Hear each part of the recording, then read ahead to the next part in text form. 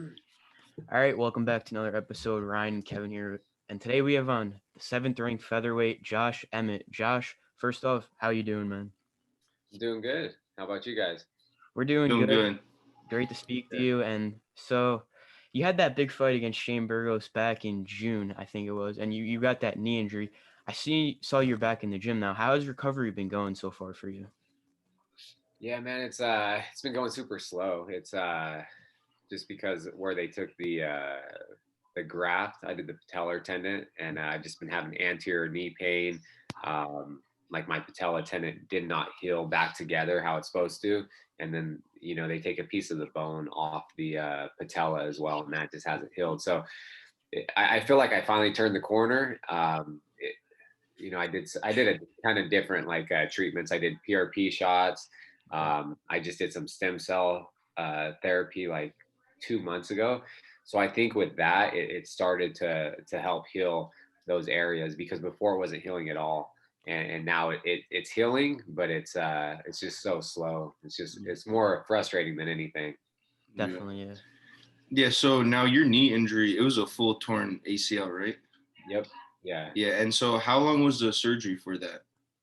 I think the surgery was only like a little over an hour, so it wasn't Oh, bad. So okay. I had yeah, full ACL tear, and then I had a bunch of other things that were going on, like partially tore my MCL. I had this focal impact fracture, so when the ACL snapped, the femur and my tibia hit so hard that it fractured both of those bones, and then Wow.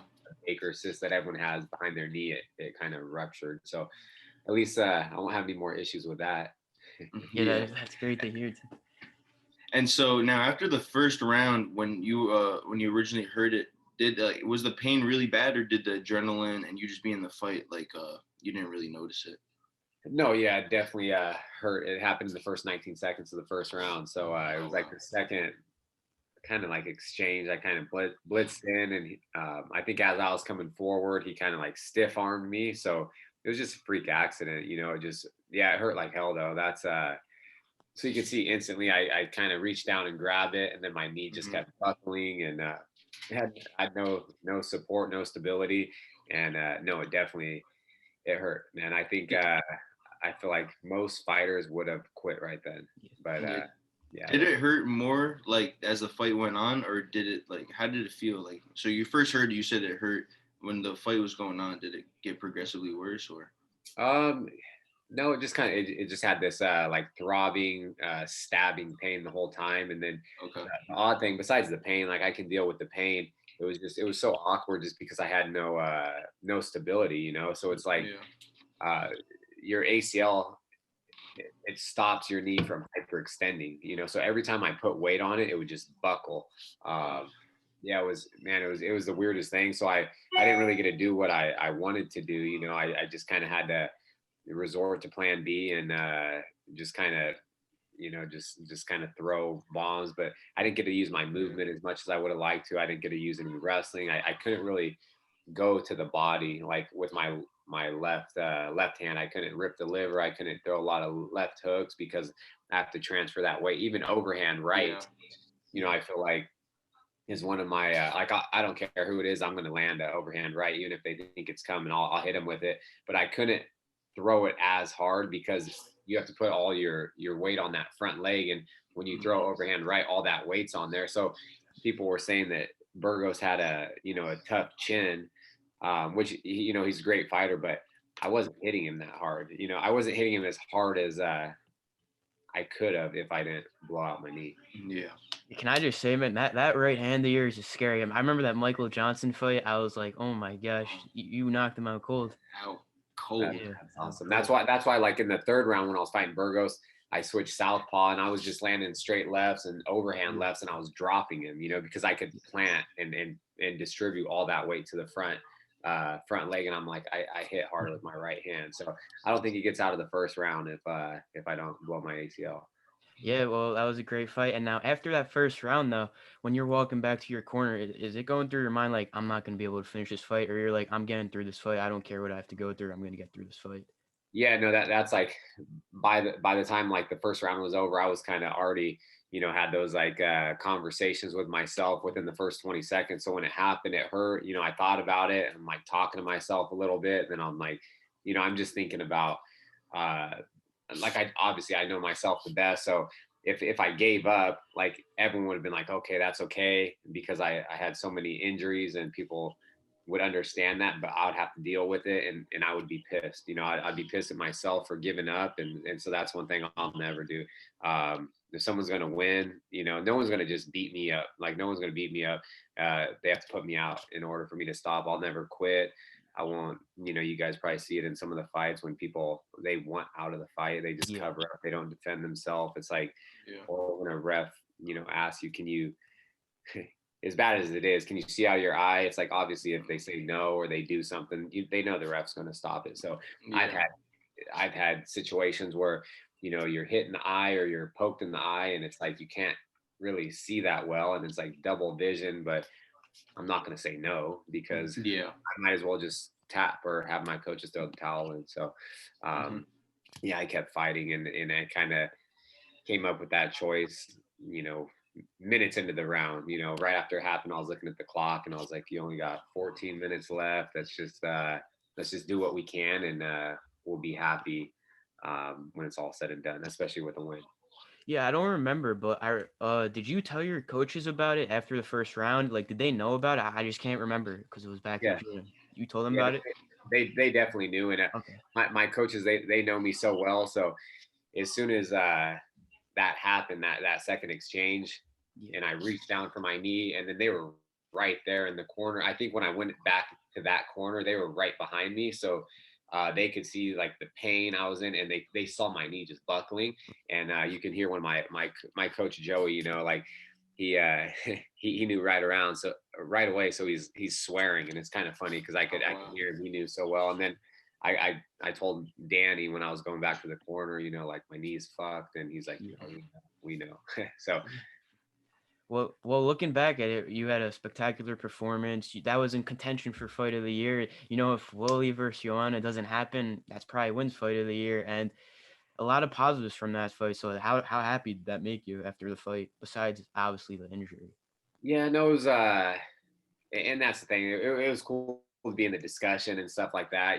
Fight of the year. We got fight of the night, but I didn't think it was fight of the year. Like I know the Willie Zhang and Joanna Young Jacek, like Yeah. that was an awesome, phenomenal fight. I even think the Ferguson Gaethje fight. I think all the fights are better, but I was just pissed because I made it competitive because I fought him on one leg. Like I Yeah. literally couldn't do anything. So it's cool to be in the discussion, but I didn't think it was fight of the year, but Okay. that's all right. Yeah. I'll have Yeah. a good performance here in the future. Yeah. Definitely. Yeah. So when do you think we can see you back in the octagon? Say everything goes good with recovery on your injury. Like, do you have a certain time frame where you want to get back? Yeah, like my man, I stayed out in Vegas after the fight. I stayed there for 2 weeks. I was doing prehab before the surgery, and then it seemed like everything went well. I was back into PT the day after surgery, and then I stayed out there for like 2 months, and I was doing like two a days with PT, strength and conditioning. So I was really shooting for being like, the fastest ACL surgery coming back, being the Adrian Peterson of MMA. But then I've had all Yeah. those setbacks. I've had all the setbacks, and then it just, I don't know, man. It's kind of too hard to tell right now just because how slow it's healing. But I'm like, I know I'll fight this year, but even with that, I wanted to come back sooner. And then with all this, I was trying to stay positive. I'm like, okay, well, even if it's a year from the day I had surgery or a little longer, like I'm okay with that. But I don't know. I'm still thinking maybe like August, but I'll know more in the coming weeks, just because I'm Yeah. going to see my doctor again. We're going to do another MRI and an ultrasound. And then that'll be 3 months since I've done the stem cells. It'll be like 9 months since I did the ACL surgery. So I'm hoping things are healing. And as long as I can keep progressing and doing a lot of the like exercises and Yeah. things, physical therapy, then it's just kind of on me. But it's crazy just because I've had so much pain in the front part of the knee where they took that graft. My ACL is strong. That's the good news. That's good. But I'm healing from like it's almost like 2 surgeries. Yeah. When you take the graft, if I did a cadaver, tendon, then I'd probably be feeling great right now. But I know they're not as strong. Yeah. Yeah. So how do you think about your division right now? I mean, you got Ortega and Volk in a month. Holloway just got a dominant win over Calvin Kattar, and like your division is very exciting right now. What are your thoughts about it? Yeah, no, I feel like the featherweight and lightweight are some of the most stacked weight classes in the UFC, and a bunch of killers. A bunch of killers in my division. And the good thing about this, like knee injury, I've been trying to like just say that all these guys in front of me are going to fight each other, and they have, and people have been losing. So I don't know how the rankings are going to kind of shift around, but maybe this will just put me in a perfect position to come back to a huge fight. And that's kind of what I'm hoping for. I don't really care who the opponent is. I want to come back to, like a title eliminator, or, cause I'm not fighting anyone behind me. Like I'll fight someone in front of me, and I'm kind of sticking to that. But a bunch of, tough fighters, obviously the best in the world. And I'm just looking forward to my return. Yeah, speaking of the top 5, like you deserve a top 5 opponent now. What do you think about a fight against maybe the Korean Zombie, Yar Rodriguez, or Zabit? What do you think about those matchups? Yeah, really, really. Yeah, they're all tough fights, but I really don't care the opponent. I just want to whoever's gonna get me closer to that title. So there's 6 people in front of me. Really, really anyone Yeah. would be awesome. My end goal is I want to fight for the title. I want to be a world champion, and Volkanovski and I match up really well stylistically, I think. But yeah, everyone's a tough fight, and I'm looking forward to the Ortega and Volkanovski fight coming up here soon too. You think we're getting end new or end still in a month with Ortega Volk?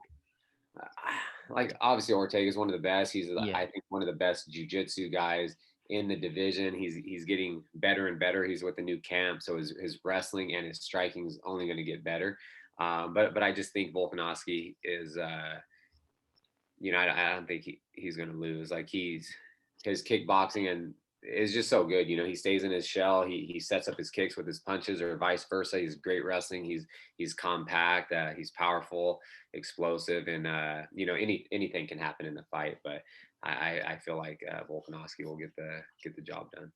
Yo, we can't wait for that fight. We can't wait for your return, man. And last thing here, one of the things we like to do with our interviews, we like to get fighters' predictions on certain fights, upcoming and stuff. Now, Ben Askren and Jake Paul boxing match just got announced. Do you have a specific prediction on that fight? You giving Askren any chance? Because you see a lot of people are doubting him in that one. Yeah, and I don't even know too much about that fight. Obviously I see things going on. What is Jake Paul's a bigger guy, right? Is he Yeah, they're about the same size. Yeah. Oh, same size. Yeah. I know everyone's counting out Ben Askren, but it's like he is a pro fighter. He's a phenomenal wrestler, even though it's a boxing match. Jake Paul is not a boxer. He fought a guy, a basketball bet. It'd be like me going and fighting some dude on the street when he's not looking. But I don't know. It's going to be entertaining. They're going to make some money. Like it looks like he has some power. He if he's been training and just boxing and stuff, he'll probably have the advantage, obviously, with a boxing match. But who knows? I wonder what gloves are they fighting? Are they fighting an 8 or 10 ounce gloves? Do you know? I'm not sure. I don't know yet. I'm not sure. Yeah, I wish I could tell you. I'm not sure though. Yeah, probably 10. But I gotta ask you, what do you think about the other side now? Jake Paul's older brother Logan Paul, boxing Floyd Mayweather. I think it's just obviously it's just for money. It's like Floyd's one of the best boxers of all times. It's they're just gonna get a payday, and good for them. You know what I mean? It's but how big is Logan? Is he Logan? See, that fight's different because I don't know exactly how tall Floyd Mayweather is, but I know he's like smaller. But Logan Paul, I think he's like 6'2" or something, and he's like oh wow, he's around 200. I still feel like So I think that's why people are gonna tune in. You're gonna see this little guy, one of the greatest boxers of all time, against this random big dude who thinks he can box. Yeah, it's kind of. I think that's what funny. Good payday, but it's still Floyd. I would. He's gonna dominate that fight. I don't think it matters size, weight. It's like you're going into his world. He's one of the best boxers of all time. It doesn't matter if he's fighting some guy that's 250. He's gonna kill him. Yeah. All right. Well, thank you so much for coming on, man. It was really good speaking with you. We hope to have you on again. And if you want to shout out any social media, any sponsors, the floor is yours. Yeah. I just have my Instagram and Twitter. It's just Josh Emmett UFC, and then all my sponsors, all my kind of pages and things that I support are on my website, joshemmett.com. So people can check that out. Awesome. Thank you so much for coming on, man. Have a good one. Have a good one, man. Take care.